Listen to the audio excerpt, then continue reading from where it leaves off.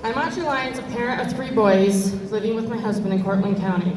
In 2021, we lost our middle son, who had just recently turned 18, to suicide after a long life struggle of his mental health. Before I get into the circumstances of how that happened, I want to tell you about all the things I loved about Nick. Nick had a great passion for the outdoors. It was a sanctuary to him. The woods were his compass. He could feel the pulse in every tree in the forest and all the animals within his boundary. He loved to breathe the deep Mother Nature's fresh and wilderness air. His love of being in nature was a pure passion that provided Nick with hours of peace, joy, and belonging. Hunting and fishing with his dad, brothers, and family friends was his passion. It made his heart beat faster. Despite all of these amazing qualities, Nick showed signs of mental health struggles very young in his life.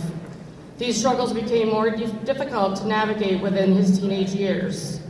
He was expelled from 2 different daycares due to his physical aggression towards others, outbursts, impulsive behaviors that were not safe for his teachers, peers. He was not allowed back into the daycare setting until he was evaluated and granted a full-time aide and a behavior plan. Because of that, we had to fight our private insurance company to keep access to getting mental health treatment. We had to pay tens of thousands of dollars on out-of-pocket costs for treatment. Nick, who loved nature and sleeping under the stars, had to stay in hospital rooms, residential treatment facilities, and inpatient settings. Because private insurance doesn't cover most mental health services, we had to fight to receive home community-based services through our local county mental health program, where they waived our household income and granted Nick Medicaid coverage for 9 months, both times he was granted services.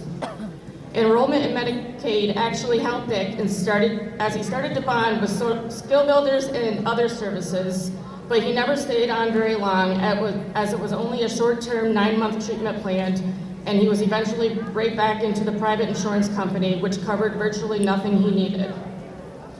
My family lived under the stress of knowing Nick's everyday struggles, wondering if he would make it. I had to give up my career of 12 years for the new full-time job of managing my child's struggles to access services. This was a burden financially, as we lost my annual incomes and out-of-pocket costs for doctors, treatments, counseling, medications, etc. were adding up, along with the stress we were faced day in and day out.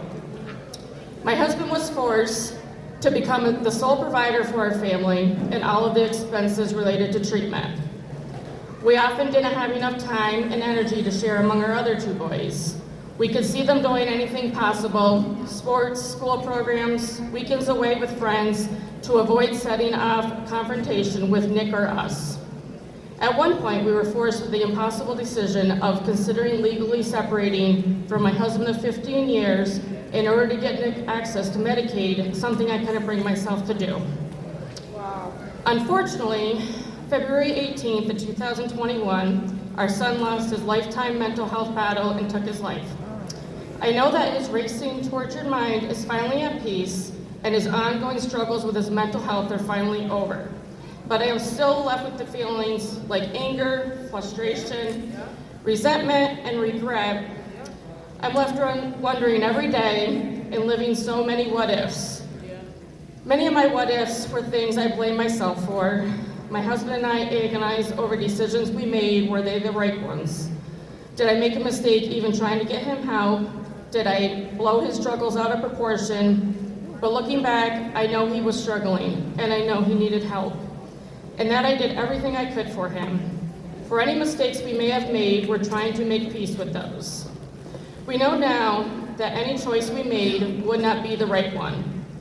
Forcing our hands around the support available to try to get Nick help through a normal life was going to end terribly. Nick could not handle the everyday conflict life gives us all. He did not have the tools to handle rejection or disappointment, and saw this was his only way to solve this puzzle. There are people out there today that need this support. It will save their lives and their families' lives from experiencing something that my family will never really be healed from. But now, years later, we have some clarity. We've shifted those feelings into a simple question. Did our system do everything they could for our Nick? What if private insurance companies had fought for my son instead of fighting against us? What if my son had the right services in a timely way, considering and without disruption? If the state never kicked us off Medicaid when we were finally getting what he needed, would things have turned out differently? I don't know, we'll never know, but I do know by sharing my story, and if Nick's lifelong struggles can contribute in any way to options for other families, it will be worth sharing. But here's what I do know. Children struggle when they don't have the access to services they need or lose them abrupt insurance coverages changes. I know things would have been better for us if private insurance had covered everything that Medicaid covers. I know it's wrong that private insurance doesn't cover everything that Medicaid does, and that should change. I know we never want another family to go through what we went through with our son. I know that the legislators in this building have the power to change this. We need to do what's right. I know insurance companies don't want to pay for those things. I know they will try to convince you they shouldn't have to. I know they will lobby you not to listen to us.